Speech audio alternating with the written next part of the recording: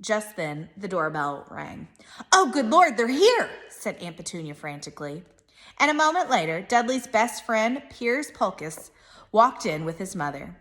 Piers was a scrawny boy with a face like a rat. He was usually the one who held people's arms behind their back while Dudley hit him. Dudley stopped pretending to cry at once.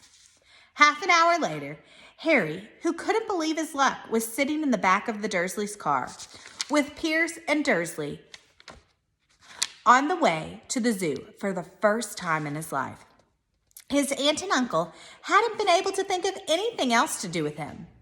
But before they'd left, Uncle Vernon had taken Harry aside. "I'm warning you," he said, putting his large purple face right up close to Harry's. "I'm warning you now, boy. Any funny business, anything at all, and you'll be in that cupboard from now until Christmas." "I'm not going to do anything," said Harry, honestly. But Uncle Vernon didn't believe him. No one ever did. The problem was, strange things often happened around Harry, and it was just no good telling the Dursleys he didn't make them happen. Once, Aunt Petunia, tired of Harry coming back from the barber's looking as though he hadn't been at all, had taken a pair of kitchen scissors and cut his hair so short he was almost bald except for his bangs, which she left to hide that horrible scar. Dudley had laughed himself silly at Harry, who spent a sleepless night imagining school the next day, where he had already been laughed at for his big baggy clothes and taped glasses. Next morning, however, he had gotten up to find his hair exactly as it had been before. Aunt Petunia had sheared it off. He had been given a week in the cupboard for this, even though he had tried to explain that he couldn't explain how it had grown back so quickly. Another time, Aunt Petunia had been trying to force him into a revolting old sweater of Dudley's, brown and orange puffballs. The harder she tried to pull it over his head, the smaller it seemed to become, until finally it might have fitted a hand puppet, but certainly wouldn't fit Harry. Aunt Petunia had decided it must have shrunk in the wash, and to his great relief, Harry wasn't punished. On the other hand, he'd gotten into trouble for being found on the roof of the school kitchens. Dudley's gang had been chasing him as usual, when, as much to Harry's surprise as anyone else's, there he was sitting on the chimney.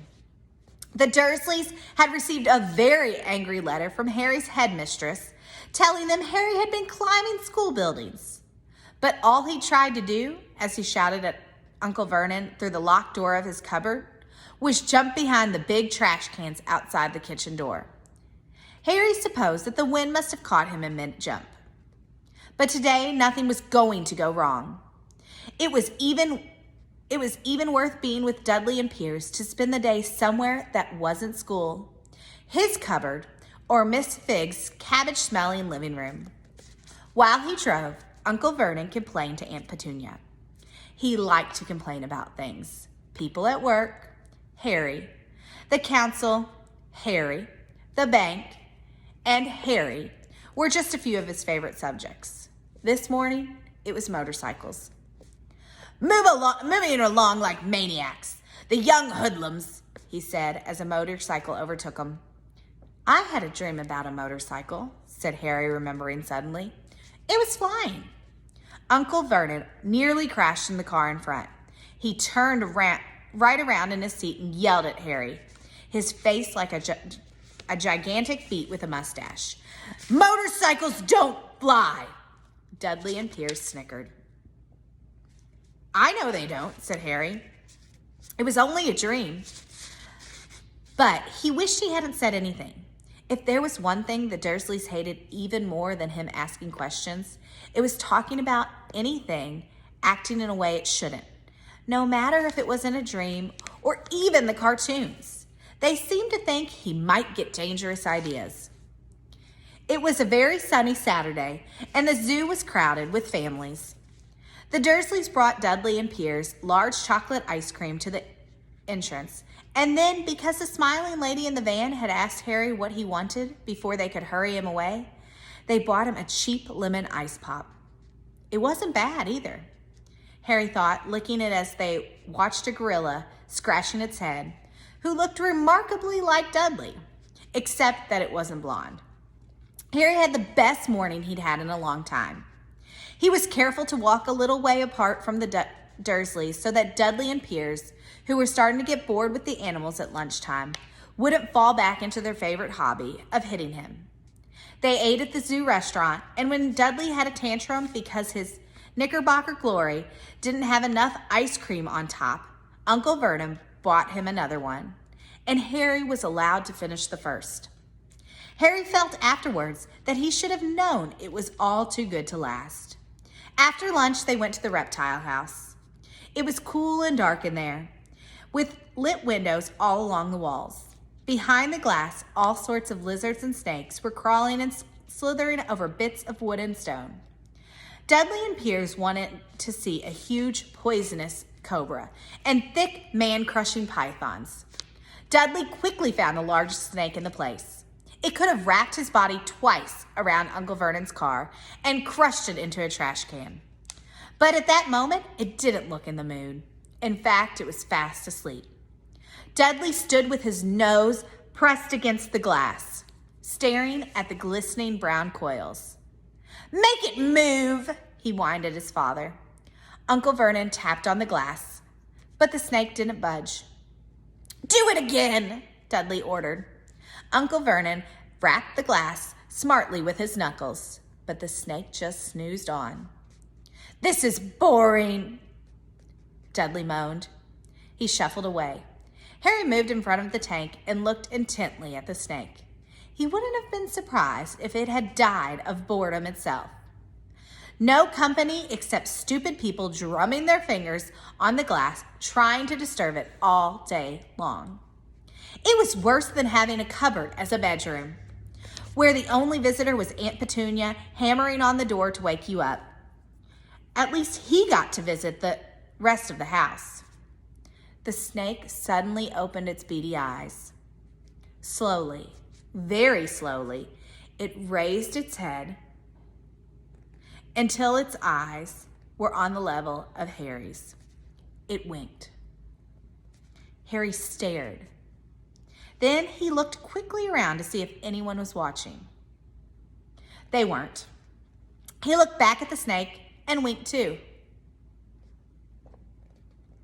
The snake jerked its head towards Uncle Vernon and Dudley, then raised its eyes to the ceiling. It gave Harry a look that said, quite plainly, "I get that all the time." "I know," Harry murmured through the glass, though he wasn't sure the snake could hear him.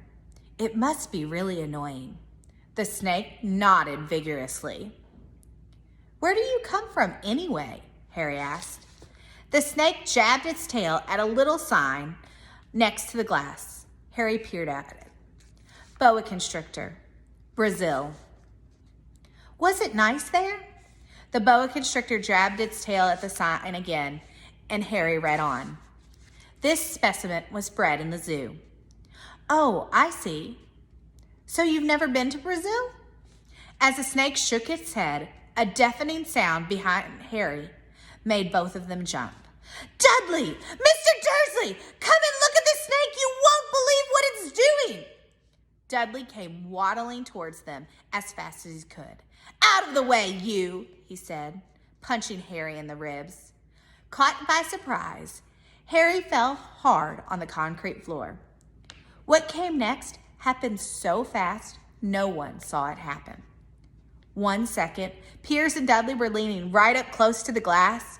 The next, they leapt back in howls of horror. Harry sat up and gasped. The glass front of the boa constrictor's tank had vanished. The great snake was uncoiling itself rapidly, slithering onto the floor. People throughout the reptile house screamed and started running for the exits.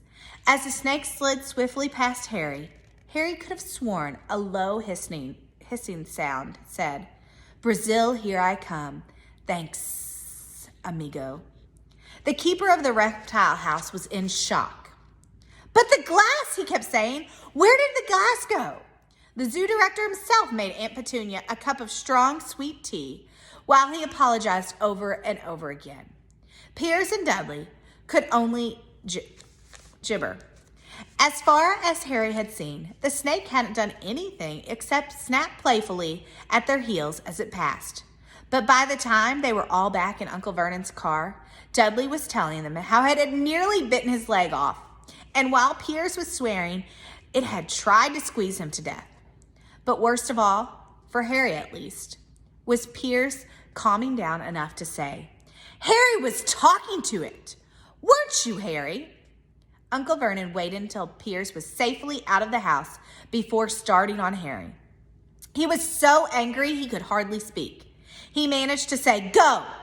Cupboard! Stay! No meals!" before he collapsed into a chair. And Aunt Petunia had to run and get him a large brandy. Harry lay in his dark cupboard much later, wishing he had a watch. He didn't know what time it was. He couldn't be sure the Dursleys were asleep yet. Until they were, he couldn't risk sneaking to the kitchen for some food. He'd lived with the Dursleys almost 10 years. 10 miserable years. As long as he could remember, ever since he'd been a baby, and his parents had died in the car crash. He couldn't remember being in the car when his parents had died. Sometimes when he strained his memory during long hours in the cupboard, he came up with a strange vision, a blinding flash of green light and a burning pain on his forehead.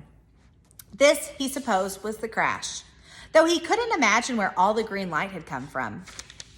He couldn't remember his parents at all. His aunt and his uncle never spoke about them. And of course, he was forbidden to ask questions. There were no photographs of them in the house. When he was younger, Harry had dreamed and dreamed of some unknown relations coming to take him away. But it had never happened. The Dursleys were his only family. Yet sometimes he thought, or maybe hoped, that strangers in the street seemed to know him. Very strange strangers they were, too. A tiny man in a violet top hat had bowed to him once while out shopping with Aunt Petunia and Dudley. After asking Harry furiously if he knew the man, Aunt Petunia had rushed them out of the shop without buying anything. A wild-looking old woman, dressed all in green, had waved merrily at him once on a bus. A bald man in a very long purple coat had actually shaken his hand in the street the other day and then walked away without a word. The weirdest things about all these people was the way they seemed to vanish the second Harry tried to get a closer look. At school, Harry had no one. Everybody knew that Dudley's gang hated that odd Harry Potter and his baggy old clothes and broken glasses, and nobody liked to disagree with Dudley's gang.